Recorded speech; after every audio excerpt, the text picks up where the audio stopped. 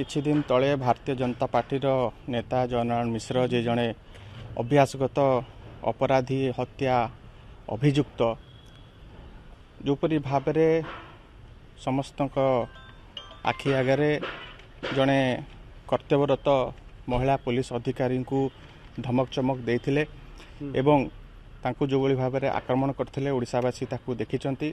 आज तांकर partner in crime जी भारतीय युव मोर्चार सभापति इराशिष आचार्य उभय आपन जानथिबे जड़े हत्या घटना रे उभय जेल जाई आज से माने बेल रे फेरीचंती।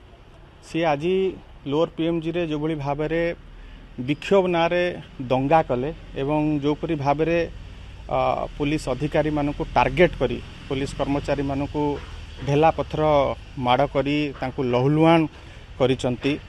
आकु आमे कठोर शब्द रे निंदा करूचु। ओडिशावासी आकु केबे भी ग्रहण करिवे नाही। पुलिस आमर सुरक्षा पई अछि।